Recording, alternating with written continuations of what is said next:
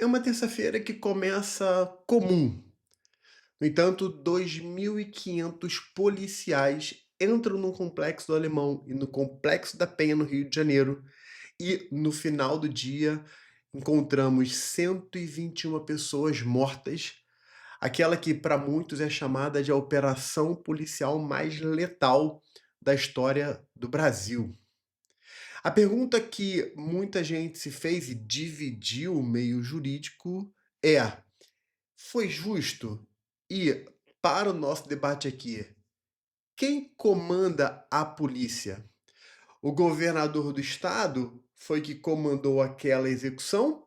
Ou deve ser os parâmetros estabelecidos pelo Supremo Tribunal Federal? Esse é o debate que nós vamos enfrentar aqui. E eu quero já dar uma resposta direta aqui, e sem rodeio. A segurança pública é, sim, competência do Estado. O artigo 144 da Constituição põe a Polícia Militar sob o comando do governador.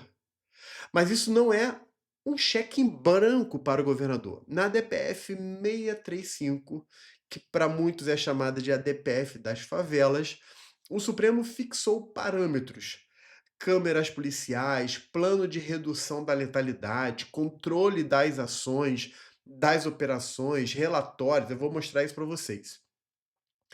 Por que o Supremo fez isso? Porque a autonomia do Estado não é uma imunidade para a violação de direitos fundamentais. O nó constitucional aqui é o seguinte: onde termina a autonomia do Estado e onde começa o dever de proteger direitos? É isso que a gente vai discutir aqui hoje na Constituição na Polêmica, e eu vou mostrar os dois lados da moeda, de modo que você vai sair daqui, como sempre, sabendo o lado A, o lado B e como se posicionar numa eventual prova. Quero já pedir, galera, comenta aqui, já vai comentando, dá o seu like, se inscreve no canal que eu quero chegar a 100 mil inscritos. Então nos ajude a chegar. Quando eu chegar nos 100 mil, eu vou mirar ainda mais alto. Então nos ajude aqui a crescer. Vamos lá, pessoal. Eu vou colocar aqui na tela, como sempre, o nosso tema. É o conflito federativo que envolve o âmbito da polícia, especificamente da segurança pública, né? Aqui o embate é entre operação contenção e ADPF das favelas, ok? Vamos lá, aqui voltando aqui para a tela. Então nós tivemos 2.500 agentes envolvidos, 51 mandados de prisão, 121 mortos, e, de acordo com a Defensoria Pública, mais de 130 mortos. Então aí algum embate sobre os verdadeiros números, ok? Agora sim, pronto. Deixa eu voltar aqui na tela. Pronto, desculpa. Enquanto eu bebo uma água, você não deu like? Dá agora. Então, quem manda na polícia, né? Óbvio que eu estou usando, óbvio que eu estou usando o verbo mandar aqui no sentido comum do termo, né?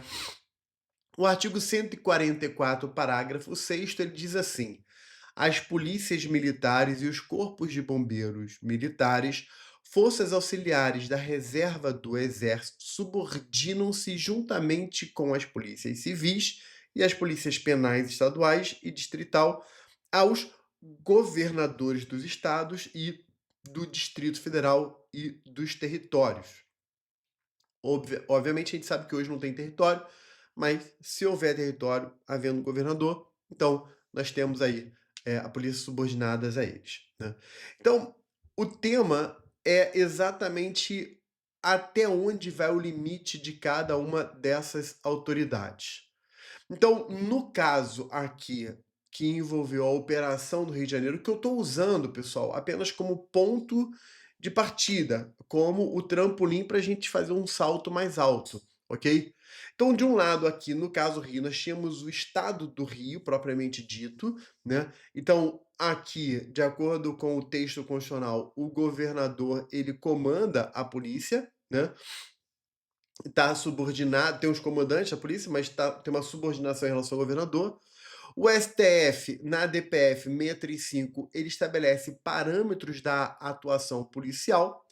A União, através do governo, falou que aquela operação foi desastrosa e os moradores daquelas comunidades ficaram ali no embate entre a proteção da vida e o domínio armado da polícia, né? Inclusive, não só da polícia, mas dos opositores, né, ali dos traficantes, milicianos e tudo mais, ok?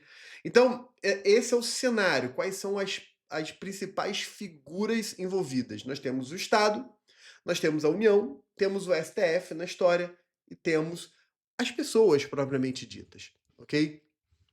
Então, aqui é para a gente entender quem é quem nesse jogo, quem é quem aqui nessa relação, né?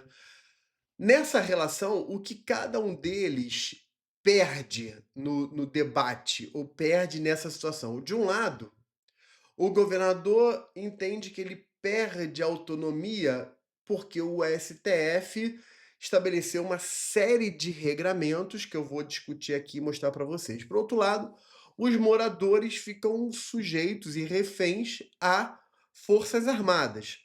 E aqui, quando eu falo forças armadas, eu usei esse termo de propósito, porque nós temos a Força Armada Oficial, né, que é a única legítima, mas nós temos um grupo armado, né, uma força entre aspas, né, pelo amor de Deus, entenda que eu estou usando o termo Força Armada aqui muito entre aspas, que é esse grupo, seja ele de traficante, miliciano, não importa, ok? E o STF está aqui no jogo porque se ele entra muito no detalhe, né, se ele fica microgerenciando as ações e as operações policiais, ele termina perdendo legitimidade por se substituir àqueles que foram eleitos para tanto, né. Então veja que nessa relação, de um lado Estado, governo, de outro lado STF, de outro lado as próprias pessoas, os moradores, né, todos eles têm questões em jogo. Desculpa, todos eles têm questões em jogo. Então, para a gente ver o primeiro lado da moeda, o lado A da história, o primeiro lado é o seguinte: a PM se subordina ao governador. Ponto. É o que está lá no 144, especialmente o parágrafo 6 que eu li para vocês. Esse é o primeiro ponto que a gente não vai abrir mão. Tá aqui. Segundo ponto: decidir a operação é gestão do executivo eleito. Terceiro ponto, fixar regra operacional, fixar regra operacional diferente aqui ou igual a substituir o administrador. É o que a gente vai discutir aqui, ok? Isso está lá no artigo, a partir do artigo a partir do artigo 18 que nós encontramos a autonomia. Lá no eu estou cismando com 118, não, artigo 18. Lá vai falar que a organização político-administrativa, ela envolve a União, os estados, municípios, Distrito Federal, todos autônomos nos termos desta Constituição. Então, a autonomia é uma definição constitucional para os estados, para os entes da federação, ok? Então, isso é um lado da moeda. Qual é o outro lado? Qual é o lado B, né, que eu coloquei aqui nessa tabela? De um lado, então, o A, como eu já falei, o ponto central que a gente vai discutir é a autonomia. Do lado B, o ponto central são os direitos, especialmente os direitos das populações envolvidas e especialmente os direitos fundamentais. Na autonomia, o fundamento está lá no artigo 144, parágrafo 6º, mas no lado dos direitos, nós temos também o mesmo artigo 144, caput, porque a finalidade de toda a segurança pública é a população, ok? E o artigo 5º, que é o catálogo dos direitos fundamentais, catálogo esse que nós sabemos não é um catálogo exaustivo, não é um catálogo que se esgota ali no artigo 5º, mas é um catálogo base e nós sabemos que ao longo do texto constitucional outros direitos fundamentais também são encontrados, ok? Então, isso é o fundamento. Quem decide? No lado A, que eu estou falando da autonomia, quem decide é o governador eleito. No lado B, quem decide ou qual é o ponto de decisão? É a gente falar numa espécie de piso nacional de direitos. Quando eu uso esse termo piso nacional de direitos, nada mais, nada menos eu estou fazendo do que apenas usar uma expressão diferente para enriquecer o seu vocabulário, para expandir o seu repertório, que é o conjunto dos direitos fundamentais. É como se os direitos fundamentais fossem, olha, isso aqui é o ponto de partida, isso aqui é o piso, isso aqui é o mínimo, né? Então, você tem esse piso mínimo nacional, esse piso nacional, que seriam os direitos fundamentais. Você não pode abrir mão desses direitos fundamentais, por exemplo, no estado do Rio de Janeiro, que é o que a gente está discutindo aqui, e em outro lugar não, né? Enfim, não existe essa diferença. Aquilo é nacional, é o que tem que ser garantido para todas as pessoas, ok? A baliza que nós vamos usar aqui, no âmbito do lado A, né, que é a defesa da autonomia, é a gestão sem interferência de atores externos ao próprio Estado, portanto, sem interferência do STF. No lado B, nós teríamos o controle das legalidades, né? O controle das legalidades, não, o controle da letalidade, né? Ou seja, a polícia ela não pode agir de forma letal. Então, os três instrumentos que a gente encontra aqui, agora, já dando aqui uma lente para vocês entenderem, primeiro, o controle judicial de política pública. Para isso, a gente precisa remeter à ideia do conceito chamado estado de coisas inconstitucional. O estado de coisas inconstitucional é a compreensão de que há uma inconstitucionalidade generalizada, uma inconstitucionalidade estrutural, uma inconstitucionalidade que deriva. E por que é generalizada e estrutural? Porque ela deriva não de uma lei ou de uma intervenção, de uma atuação do poder público que é contrária à Constituição. Mais do que isso. No estado de coisas inconstitucional, nós temos um conjunto de ações estatais, de omissões estatais, que envolve não apenas um poder, mas envolve todos os poderes, envolve não apenas um ente federativo, por exemplo, a União, mas envolve diversos entes federativos. Então, é uma violação massiva de direitos fundamentais e de violação à Constituição. Isso é o estado de coisas inconstitucional. Uma referência que a gente pode dar que o Supremo, em que o Supremo usou essa expressão é no caso em que ele, Supremo, discutiu, por exemplo, o sistema carcerário. Ao analisar a situação das pessoas ali que foram abrigadas no sistema carcerário, o Supremo verificou o seguinte: olha, a condição que elas estão, seja por superlotação, seja por falta de condições sanitárias mínimas básicas, seja pela questão da alimentação, seja por todos os fatores, essas pessoas estão sendo submetidas a uma condição de existência e sobrevivência muito abaixo do mínimo necessário, né?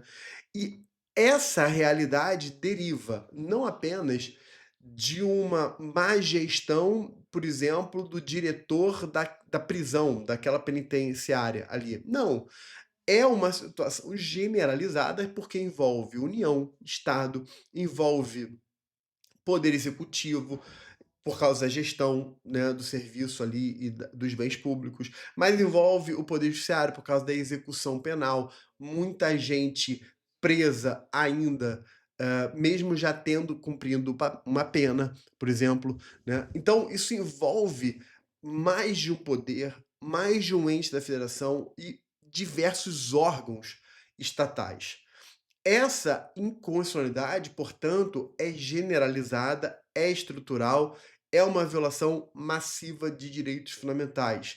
É o que a gente chama de um estado de coisas, em que esse estado de coisas é inconstitucional.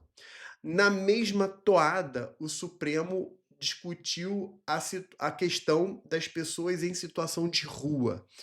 E a gente não fala morador de rua, porque rua não é morada. Logo, você não vai falar morador de rua, você vai falar pessoas em situação de rua, né. De novo, é um caso que é endêmico, é um caso que envolve todos os entes da federação, todos os poderes, enfim. Então, mais uma vez, o Supremo entendeu que é um estado de coisas inconstitucional, ok?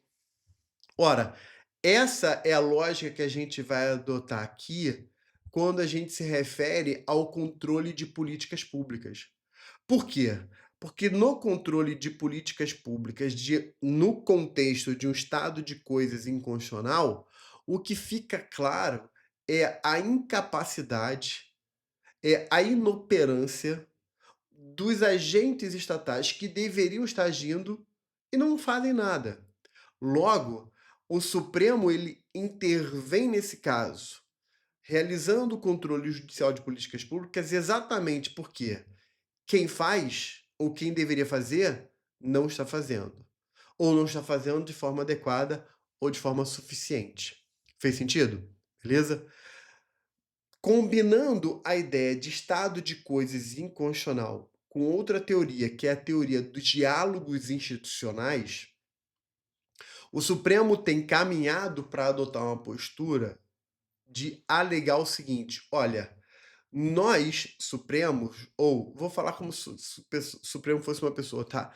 Eu, Supremo, não sou especialista em segurança pública. Eu, Supremo, não sou especialista em sistema carcerário. Eu, Supremo, não sou especialista em pessoas em situação de rua. Mas eu, Supremo, fui chamado para o debate, porque a matéria foi judicializada, e eu não posso me furtar de decidir e de resolver. Então, ao invés de eu, Supremo, criar uma política pública e determinar que os órgãos executem, eu, Supremo, vou colocar os agentes estatais na mesa para articular um debate de modo a promover uma política pública ou um conjunto de políticas públicas. Então, nesse caso, pessoal, o Supremo ele se apresenta não como aquele que define a política pública, mas ele se apresenta como um articulador do debate que vai produzir a política pública, ou seja, ele é um coordenador, ele é um articulador político, ok? E aí entenda a expressão articulador político não no sentido pejorativo que essa expressão possa ter, no sentido político partidária, tá? Mas no sentido de debate próprio do poder político, tá bom? Esse é o primeiro ponto sobre o controle judicial de políticas públicas. O segundo ponto, tá aqui na sua tela, é sobre. Pronto, agora sim. É sobre a possibilidade de intervenção federal. Veja que, ao analisar o artigo 34 nas diversas hipóteses de intervenção federal, uma situação generalizada, por exemplo, de violação de direitos da pessoa humana, pode dar ensejo a uma intervenção federal, ok? Então, é uma situação de exceção, a intervenção federal tem que ser considerada como um remédio amargo, como uma situação de exceção, e, portanto, ela deve ser a última medida, né, o último remédio, mas está na mesa, é essa possibilidade. E um terceiro ponto que a gente precisa entender aqui é o debate atual sobre a PEC da segurança pública. Na PEC, que não é objeto do nosso debate aqui agora, uma das questões que está ali em jogo é criar uma coordenação nacional, uma espécie de Sistema Único de Segurança Pública, SUSP, né? O Sistema Único de Segurança Pública, exatamente para dar uma maior articulação e coordenação das ações, já que o problema da segurança pública não é só local, é um problema que hoje é endêmico e é de âmbito nacional, ok? Então, são 3 tensões que a gente tem aqui, ou melhor, são 3 instrumentos que a gente tem aqui para buscar, situações extremas, né, de buscar a segurança pública. Por que eu falo situações extremas? Porque, primeiro, o controle judicial de políticas públicas, ele acontece exatamente porque quem deveria fazer não faz, como eu havia explicado. Segundo, a intervenção federal é um remédio amargo. E terceiro, essa coordenação nacional que está sendo debatida na criação do SUSP, né, desse Sistema Único de Segurança Pública, só está acontecendo exatamente por causa da insuficiência, né, da inadequação das medidas que estão sendo adotadas, ok?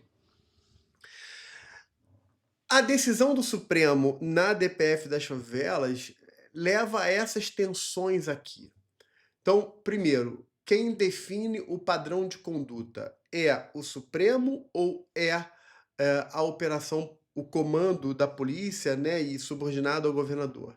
Então, se de um lado, eu sei que a letra ficou aí pequena para você, dá um print na tela para depois você estudar isso. De um lado, nós temos a subordinação ao governador, por outro lado, nós temos um parâmetro de legalidade estabelecido pelo Supremo. Nessa DPF, o Supremo, por exemplo, vai falar que a polícia tem que fazer relatório obrigatório, uso de câmeras, né? Tem que ter ambulância, justificativa posterior do comando, no caso de intervenção em áreas sensíveis, preservação de vestígio, prazo de 60 dias lá para as corregedorias atuarem, enfim. Então, o Supremo, a decisão, ela vai trazer um conjunto de parâmetros da atuação da polícia. E aí a alegação de quem discorda dessa intervenção do STF é no sentido de que isso representou uma efetiva retirada ou diminuição da autonomia das polícias no âmbito estadual, ok? O debate pelos especialistas em segurança pública ele se agrava ainda mais, que é o efeito inibidor que isso possa ter da intervenção policial, né? E aí você fala assim, o efeito inibidor ele é positivo. De novo, aqui a gente tem que olhar para o lado A e o lado B. Ele pode ser positivo em situações que você entende que o contexto é de uma polícia que tendencialmente entra só para prejudicar e, portanto, sempre é para violar direitos, e aí você tem que criar esses limites. Se você parte desse pressuposto, dessa premissa mental, né, você vai chegar para um caminho. Por outro lado, se você entender que a polícia ela pode, no contexto de uma operação, no calor de uma operação, né, ela pode se conter por um zelo excessivo, isso pode, na verdade, estimular aqueles que, nesse embate entre, vamos botar, bandido e polícia, aqueles que jogam fora da regra do jogo, que são os bandidos, né? E eu não estou fazendo uma defesa de uma atuação policial fora da regra. Eu só estou mostrando para você que o debate que vai além do âmbito jurídico que a gente está trazendo aqui agora é um debate complexo, né? Extremamente complexo, né? Então, o que a gente verifica aqui, primeiro, né, esse primeiro ponto é que a conduta, ela hoje foi parametrizada por decisão judicial, ok? O segundo é o fluxo de informação que contorna a cadeia hierárquica. Por que isso, galera? Porque dados, microdados, dados e microdados georreferenciados, laudos, relatórios, vão diretamente para o Ministério Público. A decisão fala ali Ministério Público de Janeiro, mas seria Ministério Público como um todo. A investigação por morte, de morte de agente ou de morte por agente é conduzida pelo Ministério Público e não pela corporação. Ou seja, você contorna o comando hierárquico, contorna essa cadeia hierárquica e traz o MP para esse controle, né? Execução monitorada de política pública, né? Você tem ali a criação de grupo de trabalho coordenado pelo Conselho Nacional do Ministério Público, reportando ao magistrado auxiliar do relator, né? Com poderes do artigo 139.4 do CPC. Então, veja que a DPF, ou essa decisão do Supremo, ela gera situações bem complexas, né? Você parametriza a conduta policial, né? E aí você entra em conflito com a autonomia do Estado, você cria um fluxo de informação fora da cadeia hierárquica e você estabelece o monitoramento aqui da política pública de segurança, né? Professor, mas tudo isso eu acho muito justo. Eu não tô dizendo que é injusto, eu estou dizendo quais são as tensões políticas que isso traz. Tranquilo? Então esse é o ponto. Indo na sequência, né? Então, onde está o limite à autonomia estatal? Na prática, né, permanece com o governador decidir se, quando e onde operar. Isso está dentro da autonomia ainda do governador. O que passou a ser vinculado? O que passou a ter uma restrição, uma contenção? Deve ter planejamento prévio. Isso tem que ser depois comunicado, né? Definir o grau de força cabe às próprias forças de segurança avaliar e definir qual é o grau de força que vai utilizar ali. E o que está vinculado? Esse uso de grau ele tem de ser proporcional, respeitar lá a Lei 13.060, né? Fica aí para o seu estudo posterior, tá bom? Com o controle a posteriori. O que permanece na autonomia estadual? Organizar corporações, a carreira e o orçamento. O que passa a ser vinculado? A transparência de dados, relatórios, câmera, né? O uso de câmera, perícia autônoma. O que permanece? O comando hierárquico permanece na autonomia. Mas o que passou a ser vinculado? A justificativa posterior do comando em horários sensíveis ou localidades sensíveis também, tá bom? Então veja que quem defende a decisão do Supremo entende que o Supremo ele não tirou a autonomia estadual, mas teria estabelecido parâmetros para o uso constitucional dessa autonomia estadual. Ok? E aí a pergunta final é, a questão final é, o STF pode fixar parâmetros de direitos fundamentais sem violar a autonomia. Essa é a posição, esse seria o veredito, né? É o que prevalece hoje, né? A autonomia federativa convive com esse piso nacional de direitos, e aí eu estou criando esse termo aqui para vocês, exatamente para que você possa ter um repertório maior, um vocabulário maior, com o próprio fim do artigo 144. Quando eu falo fim do 144, não é término, é fim no sentido de finalidade, tá bom? O limite aqui é o seguinte: descer ao detalhe operacional tangencia a separação de poderes. Então, o Supremo fixa parâmetros, mas ele não pode descer tanto para microgerenciar a política estatal. Então, o que pode cair em prova e qual é a lista de assuntos que eu coloco para o seu estudo aqui? Então, o artigo 144, sobre os órgãos de segurança pública, cada polícia está vinculado, né? Eu falei aqui da PM, por causa desse combate repressivo, né? Enfim, ostensivo. O artigo 18, quando trata da autonomia dos entes da federação, o 34 a 36, mais 84, quando fala da intervenção federal e as diversas hipóteses de intervenção federal. A DPF 347, quando fala do estado de coisas inconstitucional, e, obviamente, os direitos fundamentais, artigo 5º, ok? Agora é a sua vez, né? A autonomia para fazer segurança pública nunca foi autonomia para matar sem controle. Seria a frase que fundamenta tudo isso. E aí eu coloco para você o desafio de explicar isso, fundamentar e escrever. Comenta, porque o seu comentário eu leio e depois eu respondo, eu comento o seu comentário como se você estivesse fazendo uma questão de prova e eu vou corrigir, te dando orientação, numa espécie de mentoria pública aqui, tá bom?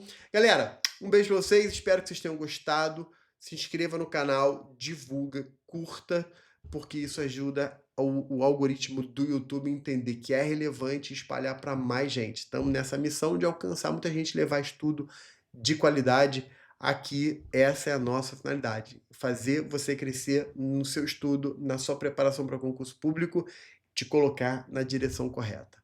Valeu, galera! Beijo, tchau, tchau, até a próxima!